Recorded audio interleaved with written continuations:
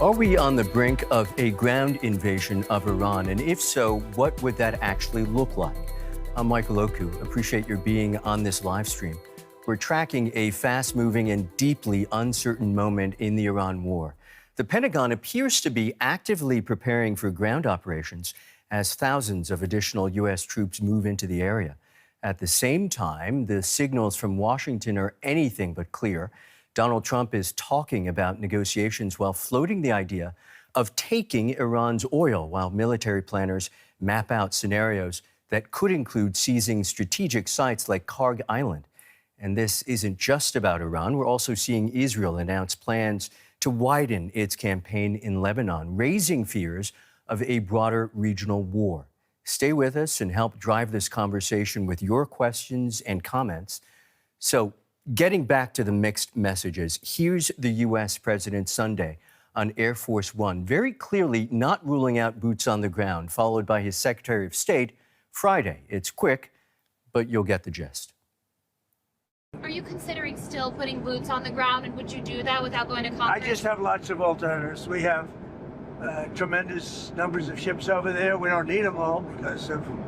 We are achieving all those objectives. We are ahead of schedule on most of them, and we can achieve them without any ground troops, without any. Joining me on the stream now, Justin Crump, military expert and Sibylline CEO. I should mention Justin was in the British Armed Forces with operational experience in Afghanistan, Bosnia, and Kosovo. Justin, appreciate you joining us. Did I miss out any of those military engagements? Well, Iraq. Iraq we as well. Fought, of course, Iranian-backed militias. Yeah, so this is something we've been looking at for a long time, and I've dealt with personally in the past. Okay, a man with a resume. I want to get to the likelihood of actual boots on the ground at some point, but that calculation has a lot to do, presumably, with the risks involved. So let's start with that. How risky, in principle, is a ground invasion? I mean, it's obviously more risky than the current air campaign being done by the United States. Really, we're at a point in this conflict where the Pentagon will have to start taking increased risks to achieve objectives. The bombing campaign alone has not worked. There aren't many signs that it will work in the short enough term. It's obviously making Iran hurt a lot, but Iran is taking that pain and it is continuing to strike back itself and disrupting the region. So as an escalation point, the US has 10,000 troops now in the region. It's the very tip of the spear for US forces in many ways, paratroopers, US Marines, special forces. The slight issue is it is only the tip of the spear. There is nothing behind that.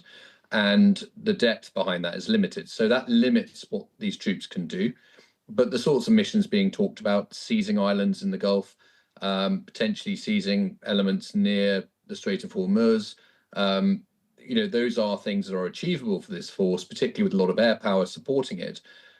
The bigger question really is not can they do it, it's if they do it, what's the cost going to be? And does it actually further the strategic objective for the US of winning the war? Will the Iranians respond to this? But for the Iranians themselves, I think they'd welcome the opportunity to have US troops close to their borders or on their territory on islands where they can reach them more easily and frankly try and cause US losses. Strategically, though, I think Iran will just continue its campaign with missiles, drones, and elsewhere in the region to carry on bringing economic pain alongside this. So it could be an operational victory for the US or a battle the US might win, but again, to what end in the conduct of the war as a whole? Yeah, as I listened to you talk, you mentioned costs and objectives. Costs, it's very clear the United States public does not want to spend too much on this war in terms of financial resources and also the potential cost of lives. And objectives, still unclear if you talk to people in the American public about what the objectives are from this White House. So far, references, Justin, to a ground invasion have largely been about Kharg Island. So bear with me for a moment. I expect many of those watching hadn't heard of Kharg Island before the start of this conflict. So I'm going to give everyone a little orientation now on where it is and why it's becoming such an important target for the U.S. Frankly, it's helpful to me, too. If you look at the map, The island is just a tiny speck in the Persian Gulf, around 25 to 30 kilometers off the coast of mainland Iran.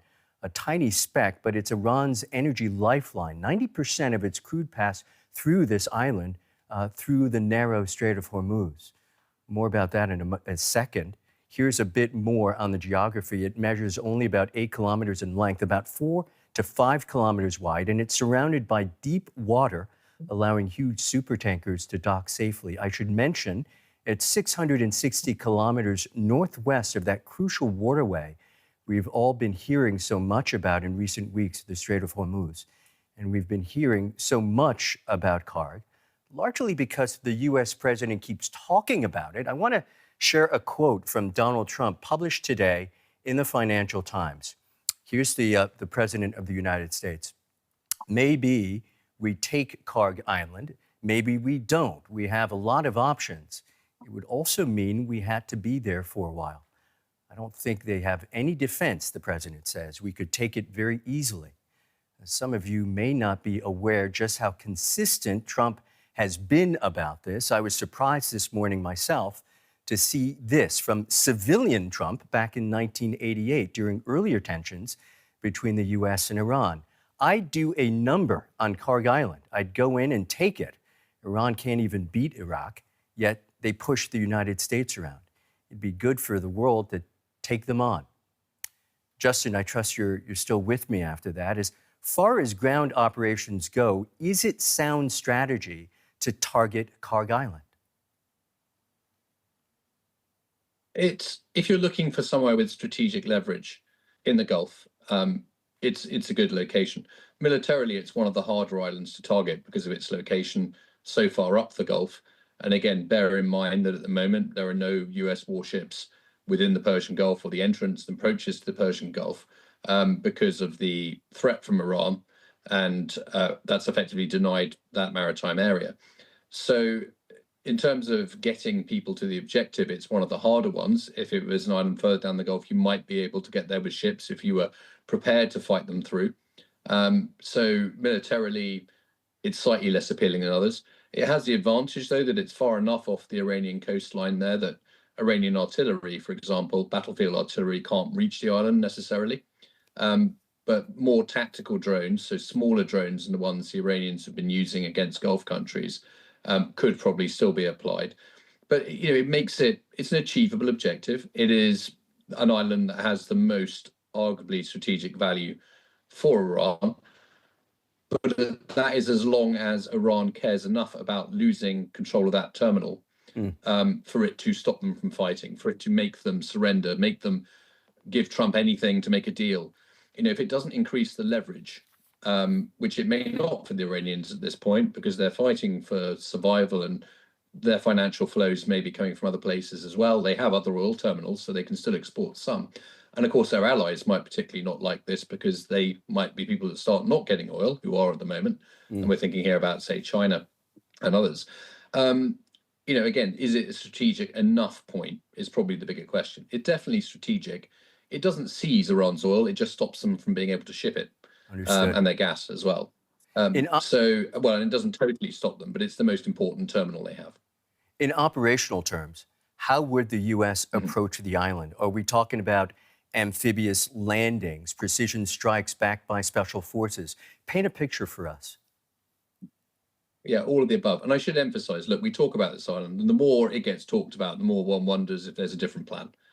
Because again, I think if we can accurately predict exactly what's going to happen, the Iranians would know as well.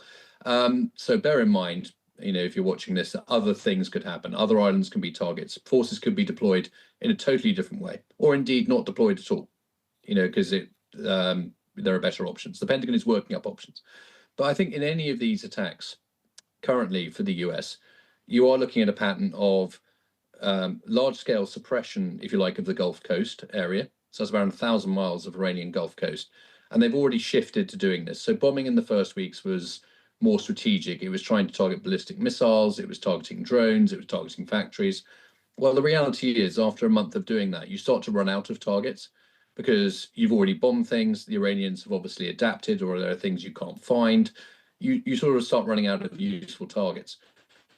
So that campaign is shifting towards more tactical operations along the Gulf Coast, designed to try and suppress the threat to shipping.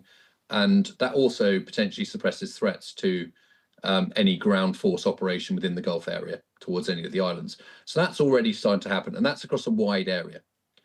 Now, after that, you probably move towards quite precise targeting of the objectives you wanted to hit. And again, there's deception at this stage. You probably wouldn't hit just one island, you probably hit several so that the Iranians are confused. They're off guard about where exactly you're going to use your forces. That would be the intention, to create surprise. And again, they're probably creating some surprise by the messaging at the moment. So strategic surprise and uncertainty, and then tactical surprise. Okay, we know they're going to land somewhere, but we don't know where precisely it is because they're hitting 3 or 4 islands in detail with air power.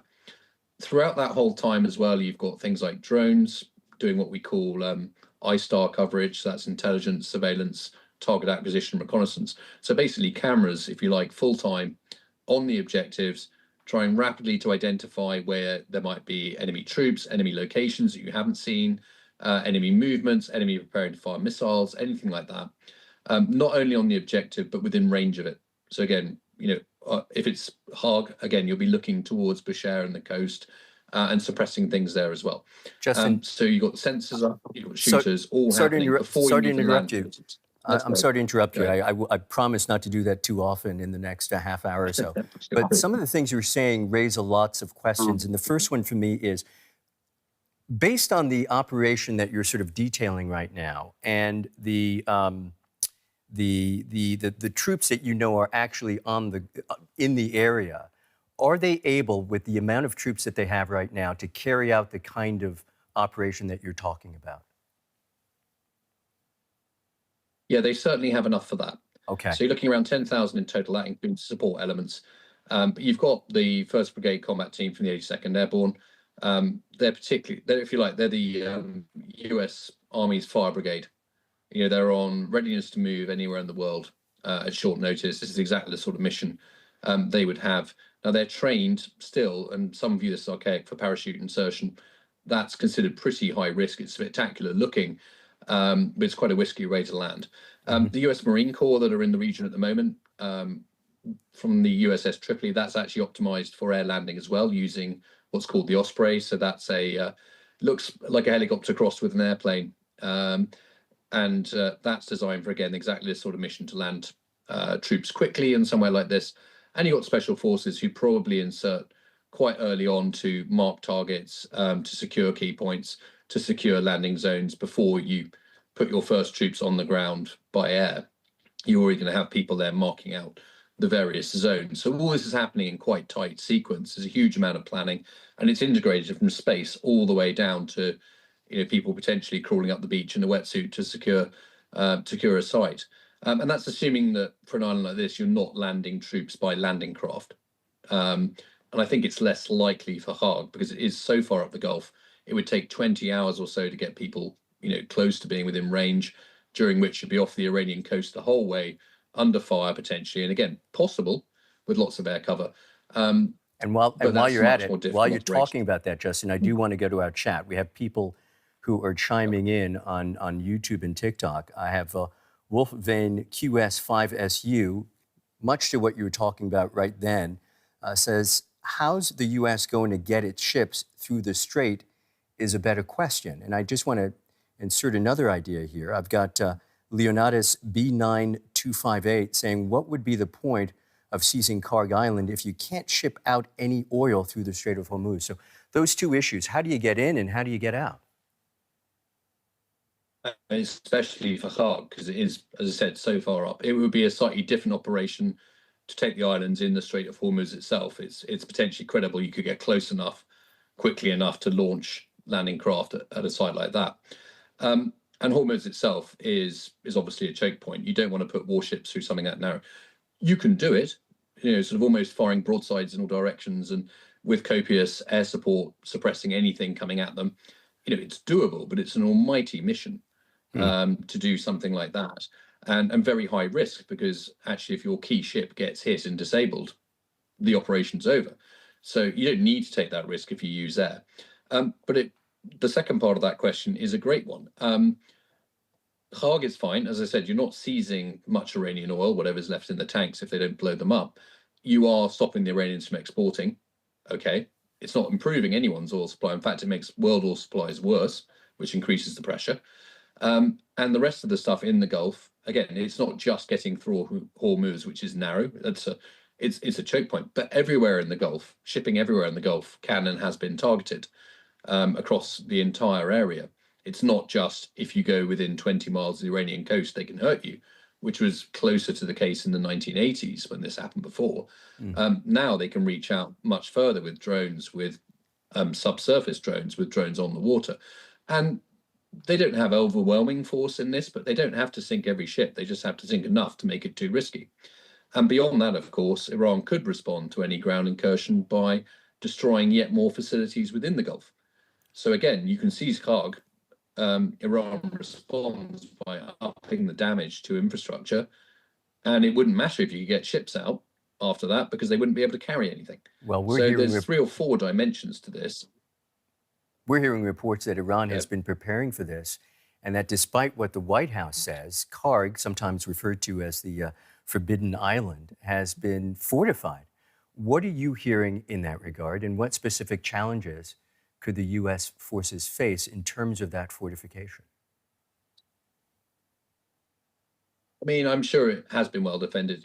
Interestingly, actually, Iraq did destroy it and deny the use of it previously when it was in conflict with Iran. It took a long time to rebuild. I think it wasn't even back in operation until 2006. And I will make the point, therefore, Iran is used to not having it. It's lost it before. That was done at distance by the Iraqis. They didn't invade it. But when you look at something like this now, if troops are dug in on the island, they've probably not had a great time because the US has already targeted troop positions on the island. But it's small when you look at it on the map. It's big if you had to walk over it. And it's even bigger if you have to walk over it while someone's trying to shoot you or hit you with a drone at short range.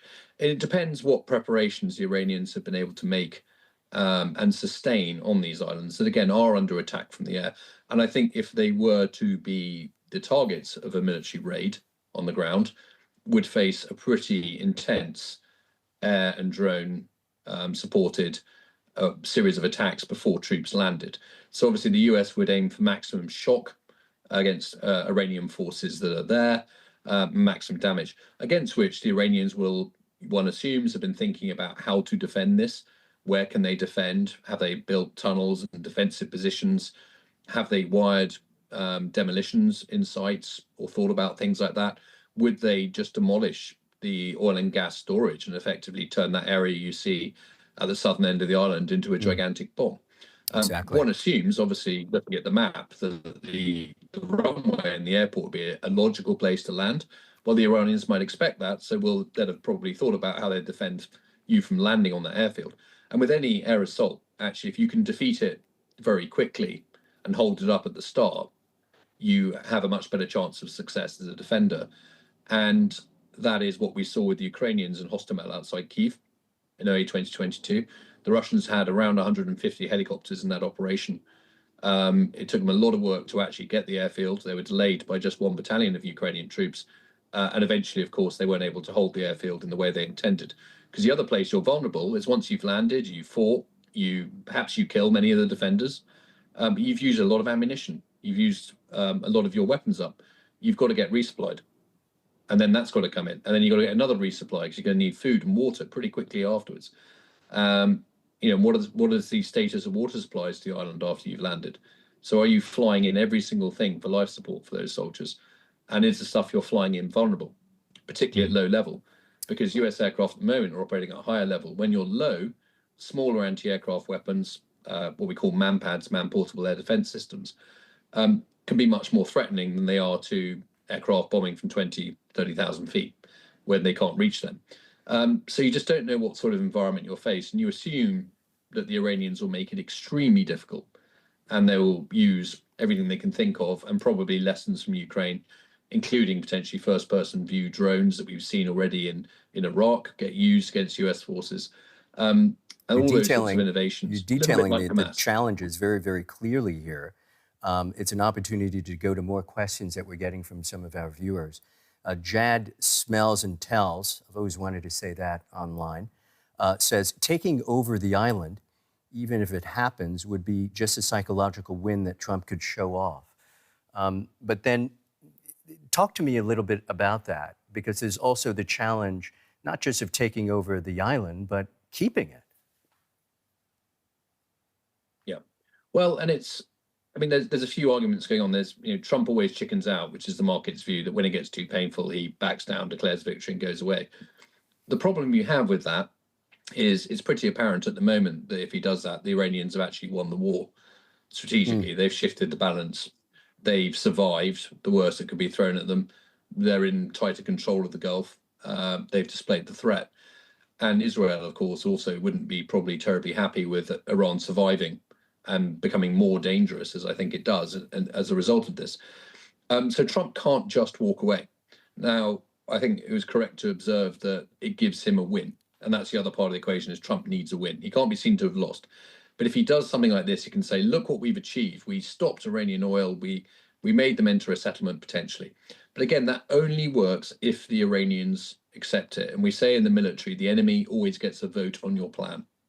You can plan as much as you like, but the enemy doesn't necessarily want to go along with your plan. They have plans of their own, and they will try and disrupt your plans. And that's not just only the operational level I described of making the island very difficult to take, trying to kill as many Americans as possible as part of doing it, trying to make it as difficult as possible to hold. But within that entire strategic context of, okay, you've taken the island, so what? The war carries on. Nothing changes. And if you take the island, Justin, then there's this question from Stephanie on YouTube. What would stop Iran from bombing the island after U.S. soldiers are in one place on the island? Yep. Yeah, and I suspect that some people are arguing, well, they wouldn't blow up their own island, would they? They wouldn't target that with missiles and drones. I think they probably would. Well, it is existential for them. Yeah, the whole fight is existential. There's no point in them having an oil terminal if they've lost. The point is to have it. It's only worth something to them if they win. So Iran just has to win at all costs, and it wins by lasting this out. It wins by raising the cost to the United States. And again, that's the problem then, because if this doesn't work, how long do you hold on to the island for? And presumably long enough to make it look like you achieved something, and then you'd have to say, okay, we took the island and now we're going away again to do something else. It makes for a difficult narrative. And Iran, I'm sure, knows this.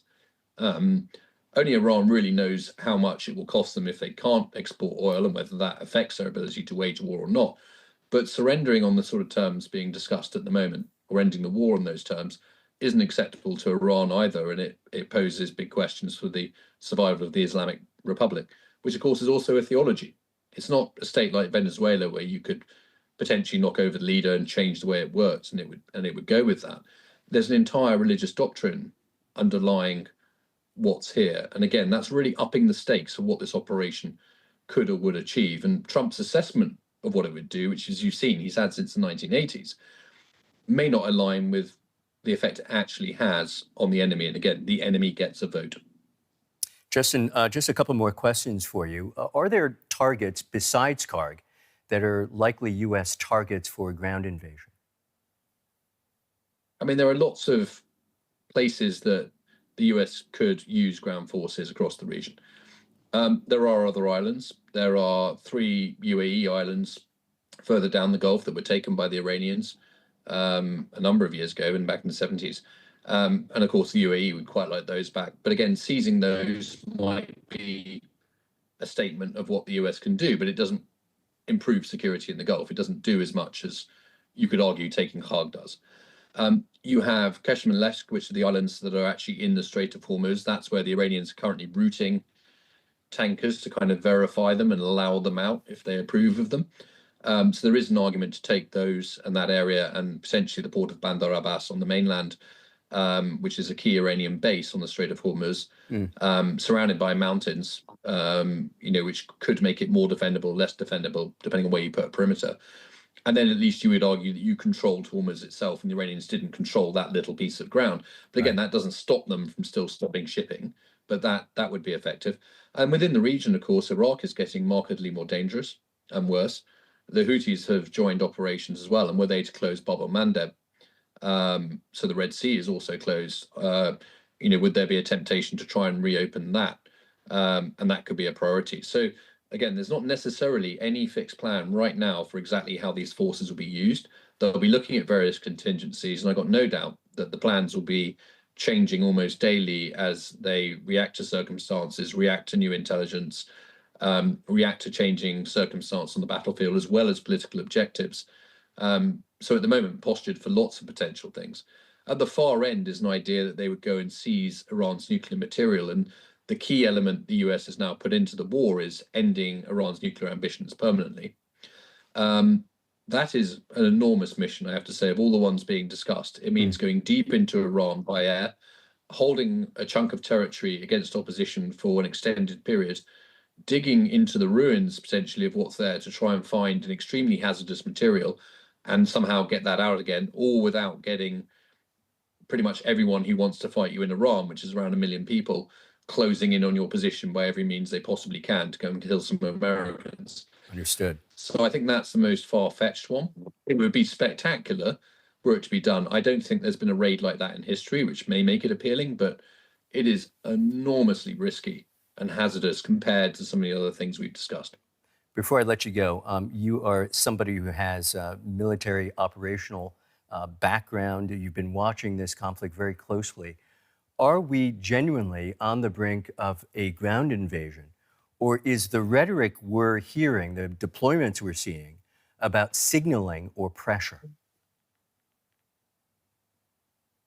I mean, it's always some of that, but I would put to anyone who raises that, if you go back over the last few years, every time we saw people bring forces to readiness, whether that was Ukraine in 2022, the US late last year towards Venezuela, the US in the last couple of months before this crisis in the Gulf, every single time those troops have ended up being used, those forces have ended up being used. It's been comparatively rare for people to gather military force and send it home again. Now, there's always the chance of a diplomatic breakthrough. There's always the chance of having the troops in theatre, and the threat of those forces would be enough to make someone make concessions to you. I don't think that's really the case here. I don't think the Iranians are afraid of the force currently mustered facing them. I think the Iranians would potentially see it as an opportunity more than the threat to increase the cost to the US.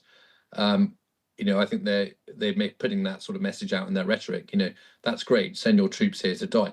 Now that's overstated, but that's the message they want the US public to have, which is you said no ground forces. Now there are ground forces. And of course, once you start committing ground forces and they don't win the war, what's your next escalation? The Iranians will escalate. What's the next US move after that? Because they can't get hundreds of thousands of ground forces to Iran. They can get them to Israel and Jordan and supply them there. They've then got to get to Iran and then fight through Iran. I mean, an actual invasion of Iran is a huge undertaking. I don't think the US want to do that. But how do they get the regime to stop fighting for its survival is the big question.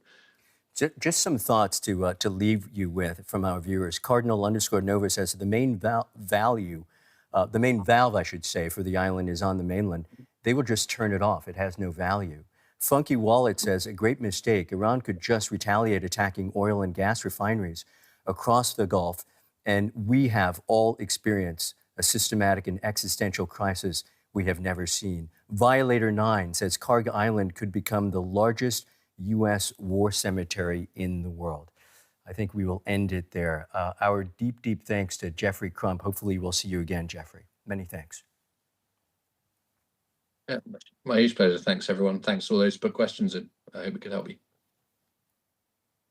I should turn our attention to Israel and Lebanon now. Just today, we got these images of an Israeli oil refinery in flames. The Associated Press news agency reported it was caused either by a missile strike or from debris falling from an interception. Just north of Haifa, along the Lebanese border, Israel is fighting a second front against Iran's friends in Lebanon, Hezbollah. Hezbollah is the political and military group labeled as a terrorist organization by the likes of the US, the UK, Germany, and a number of Arab nations. The EU designates its military wing as terrorist, and that wing of Hezbollah has been firing missiles and drones at Israel since a couple of days after the war in Iran started in support of the Iranian regime. Israel has been firing back. It says at Hezbollah targets, including this apartment building in the Lebanese capital, Beirut, just today. The latest strikes came after the Israeli army said it had begun hitting Hezbollah infrastructure there, and after Israel's prime minister announced an expansion of Israeli operations. Israel's military has released video of ground troops it says are now moving further into southern Lebanon. The Lebanese health ministry says more than 1,200 people have been killed in the ongoing war. Here is Israel's Benjamin Netanyahu speaking Sunday about Israel's operation in Lebanon. Let's have a listen. In Lebanon, I have just instructed to further expand the existing security zone in order to decisively thwart the threat of invasion and to push anti-tank missile fire away from our border. The Israeli Prime Minister. I want to go to Beirut now and Makram Rabah, an assistant professor of history at the American University of Beirut, a private university. Makram, it's glad to have you with us here on the live stream. Thank you for having me. I really appreciate you waiting so patiently there. That was an important subject we were getting through. And this is another important subject. While this Israel-Hezbollah fight is linked to the Iran war, is it in fact a separate war? It's actually not only a separate war. I think it's the primary war that Israel is waging. And anyone who is betting, including Hezbollah, that the cessation of hostilities between Iran and Israel and the US will translate directly into a cessation of hostilities in Lebanon is actually going to lose the bet, simply because of the geographic proximity of Lebanon and because of that Hezbollah has been on the target list of the Israelis. Ironically, Netanyahu was going to launch an operation on Lebanon back in December, but it was Trump who told him to wait. The problem is that Hezbollah are not only a terrorist group, and I don't believe that there are different wings of Hezbollah. Hezbollah are the strategic consultants of terror, meaning that they provide these terrorist services to the Iran axis, in the sense that they run the Iraqi militias, they help the Yemenis, they operate a more than $5 billion of drug trade from here all the way to Colombia. All of this has made the Lebanese predicament somewhat more fragile and more precarious, in this sense that nothing will stop the Israelis from fully destroying the area adjacent to their border. And this is actually the real crisis we are facing. Well, can you remind us what Israel holds now in southern Lebanon and how it's been operating against Hezbollah? Well, militarily, initially, Hezbollah had destroyed the area adjacent to the border, which was around 7 kilometers, as is the Israeli military is driving all the way to the Litani River, which will ultimately reach around 20 kilometers. While it is fierce fighting and Hezbollah are trying to inflict damage on the Israelis, but the whole mindset of the Israelis coming into Lebanon, that this is the war that will end all wars, meaning that they have said that we will not evacuate Lebanon. And this is the most dangerous thing, that they will not have to occupy the land, meaning that this 20-kilometer piece of land will be totally destroyed. It will be a no man's land. And the only way for people to return, which is over 1 million people displaced at the moment, will be for Hezbollah to disarm and for Lebanon to eventually sign a peace treaty with Israel. This is the only option going forward. And if we are to allow Israel to continue with its military excursion, the Lebanese have no say in it. The only way to be able to sit on the table is to take this fight from the military realm into the political realm. This is unfortunately something the Lebanese state has failed to do up until now. What do you make of this announced expansion of Israeli operations in southern Lebanon? It's somewhat expected, yet at the same time, it comes on the heels of the ongoing talks between Trump and the Iranians. Simply, I think that the Israelis don't really care enough about Lebanon, meaning that they don't care if they destroy Hezbollah or they destroy Lebanon, as long as their northern border is actually safe. Well, Israel says it was enlarging a security zone up to the Litani River. Yes, which is technically, to be fair, this is a 1701 UN Security Council resolution 1701, which actually says that it's the job of the Lebanese state to disarm Hezbollah. In case this doesn't happen, the index to this document says that it gives Israel the right to do what it's doing right now. Unfortunately, one has to always remember that despite the Israeli continuous breaking of the ceasefire, so to speak, it was Hezbollah who opened this front when they decided to fire rockets a couple of days after the start of the war on Iran, which is basically lunacy. To jump into the fire when the whole region is being engulfed in conflict is nothing short of suicidal. Mm. You know, a lot of people find us on YouTube. We're also streaming on TikTok as well. Tintin on that platform is saying, while the U.S. is busy in Iran, Israel is busy in Lebanon. U.S. in Iran is just a decoy, which reminds me that people have very, very strong emotional feelings about that part of the world and the conflicts that are associated with it. The New York Times... At the same time... Please, go ahead. You want to respond to that? If you let me, I would like to ask Tintin, why does he believe that he has the moral stature to tell us to die for Iran? I don't see why people here don't understand that it's not a conspiracy led by Israel and the Americans. The Americans clearly say that we want to dominate the region either by force or by soft power, whereas Iran has only given us Hezbollah. Iran has killed my friend who's pictured above me. Iran and the IRGC, my friend, yesterday threatened to bomb American universities in the areas in retaliation for the bombing of Tehran, which basically us as academics had nothing to do with it. We are dealing with a drug-dealing criminal enterprise which masquerades as the Iranian state. And here I'm not talking about the Iranian people. We're talking about a junta that kills people for a living. They killed over 40,000 of their own people. So why people like Tintin finds it adequate to put the Americans and the Israelis and the Iranians on the same level? I don't really care. As a Lebanese, I don't want anyone to tell me how to live. Well, regardless of what the motives might be, there are some online who believe that the strategy is not necessarily sound. Phil, also on TikTok, says, no point, because rockets can be fired from further away from the border. What do you say to that? True, definitely. The military option is never a good option, but it's on the table and people are dying because of that.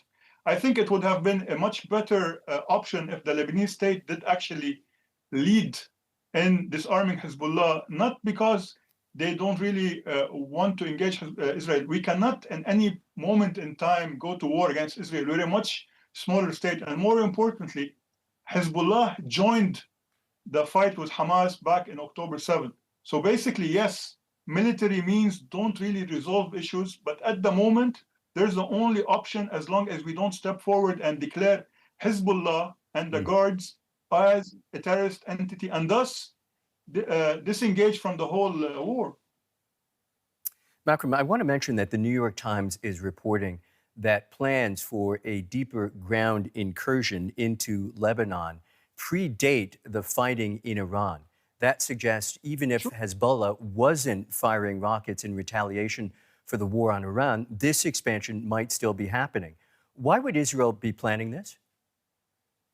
Because I already mentioned this, that Netanyahu was about to enter Lebanon back in December 9, I think, or something like that, before he went and met Trump in Florida. It's basically simply because Hezbollah were rearming, and the basic proof of this is that now they are able to launch rockets from the southern district of Lebanon, which goes against the whole issue. The issue is that this is not only a simple war, this is a preemptive war, which the Israelis will not listen to anyone. Anyone who is under the assumption that the Israeli military will heed to the orders of Trump when it comes to defending themselves against the Iranian Revolutionary Guards in Lebanon is not following what's happening. It has been clear. And yes, I do agree with the New York Times that Netanyahu would have done this anyways. But the reason is not because the Israelis wanted to go to war. It is because there is a reason to go to war, which is not a good thing for the Lebanese. Let's talk a little bit more about Hezbollah, just for a moment. Lebanon and Iran. You've written that for decades, Lebanon has been the laboratory in which Iran's model has been tested and refined. Hezbollah is not merely an ally of Tehran, it is the embodiment of its strategy. Tell our viewers, what you meant. Some people might assume that they are like partners or allies or even ideological fellows. No, they're not. Hezbollah to Iran are the tip of the spear for its expansionist project, because the issue of exporting the revolution has always been on the agenda of Khomeini when he took over. The problem in Lebanon, that it's what makes Hezbollah so lethal and so potent, is the fact that they have Lebanon as their backbone. They have schools, they have education, and more importantly and more dangerously, they have a sectarian system which normalizes a political group monopolizing power within the Lebanese Shiite community. And this is what has made Lebanon so dangerous to the region, and not only Israel. In the past, we have been isolated vis-a-vis the international community and the Gulf states, because Hezbollah, with the help of former dictator Bashar al-Assad, turned Lebanon into a narco state where they were exporting drugs into the Arab world, which isolated Lebanon. So at the end of the day, the reason why we are here is not only Iran, but the fact that the toxic sectarian Lebanese system normalizes a beast such as Hezbollah and the Iranian Revolutionary Guards. A personal question to you. How is it to live in Beirut right now? Well, to be fair, this is my fifth war. And perhaps the most tragic point is that we got used to it. We got used to sonic booms, we got used to assassinations, but also this is not something nice. I don't feel that it is okay for me to transition online with my students and for them to waste a whole semester just because someone decided to play with our future. I have lost a lot of friends who were assassinated by Hezbollah. We have lost a lot of people. When I see people camping out in public spaces with their kids, I cannot describe the feeling that goes through me, especially that I am someone who opposes Hezbollah politically, and I have been screaming my lungs off to say to the people supporting Hezbollah, we don't want you to die for anyone. We want to live together, and rather than talking about the past, let us live in the future. Unfortunately, this will not happen anytime soon. So much more I want to ask you about that, but I want to keep moving on because I feel I could probably talk to you for the rest of the evening. Back to the Israel-Hezbollah war, the Lebanese Health Ministry says there have been at least 1,200 people killed since March 2nd, when Lebanon was pulled into the war. Just over the weekend, a UN peacekeeper from Indonesia was killed, medical personnel as well, and journalists were apparently targeted and killed. As someone tracking both sides of the Lebanese-Israeli border, do you believe the optics of these deaths matter to Israel? Well, Israel rationalizes all of these kills. For them, there is nothing who is affiliated to Hezbollah who can actually claim they're civilians. The issue of targeting the UNIFIL is something else. These UN peacekeepers are stuck between Hezbollah and Israel. Yet at the same time, we have non-Shiite villages in the south of Lebanon who are paying the price, because simply, as you know, that Hezbollah operatives, be it in the war zone or in safer zones in Beirut, are hiding out in civilian environments, which basically turns us all into human targets. I don't accept for Iran to keep on accusing Israel of these criminal acts, while in fact they are turning us into human targets, just like Hamas did when they turned the whole of Gaza into a target. Yet at the same time, these radical elements, be it the Iranians or some people within the Israeli government, like Smotrich and Ben-Gvir, are just simply wackos. They strive and they live on blood, and this is something bad for both sides across the fence. This is why I believe that people should listen more and read the region. After the end of the war, the problems in the Gulf, and because the Gulf economies are not doing well, this would reflect badly on us. So we should start planning with the proper readout of the entire global repercussions of this war. Listen more and read the region. Jeff Bilkins on YouTube says, can the regular Lebanese army and police do anything against Hezbollah? Meanwhile, on TikTok, RM Girl 243 says, how do you justify the zero defense your own government provided even before the creation of Hezbollah? And RM Girl 1243 continues, do you think Israel would stop attacking Lebanon if Hezbollah was not there? You can attack any one of those you want. Well, let's start off by the fact that the reason why Israel historically entered Lebanon was because the Lebanese state back in 1969 signed a treaty with the PLO that allowed the PLO to use Lebanon as a launching pad against Israel. I genuinely believe that if the Lebanese state deploy troops on the Lebanese-Israeli border, we might have scrimmages, but very much similar to the ones we have between Egypt and Israel or between Jordan and Israel. But if Hezbollah is gone and something else is created by regional actors, no, Israel will continue to launch operations to Lebanon. And more importantly, it is not true that the Lebanese state did nothing. The Lebanese state was hijacked for over 15 years by the Syrian occupation of Lebanon under Hafez al-Assad. And after Hezbollah killed our prime minister, Rafiq al-Hariri, in 2005, they have hijacked Lebanon by going to war in 2006, and then by killing many of our politicians and allowing for their own person to be elected as president in 2016, which made the Lebanese state part or a puppet to Hezbollah. So anyone who wants to use this argument needs to brush up on their Lebanese history. I will not accept anyone that will challenge my logic where they have no information whatsoever of what happened to the ground. And more important, to answer our first question, the Lebanese army can actually act as they can box out in basketball terms. They can put their body between us, the civilians, and Hezbollah, rather than allowing them to indulge us in their so-called narrative of resistance. They can tell them, you are simple outlaws, and we will treat you as such. We don't require them to have an open confrontation and a gunfight with them. This is never our intention, but we should act as a legitimate state.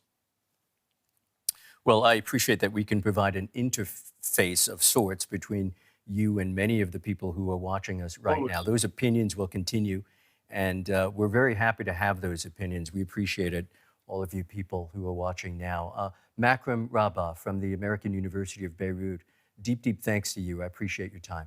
Thank you for having me. Always a pleasure.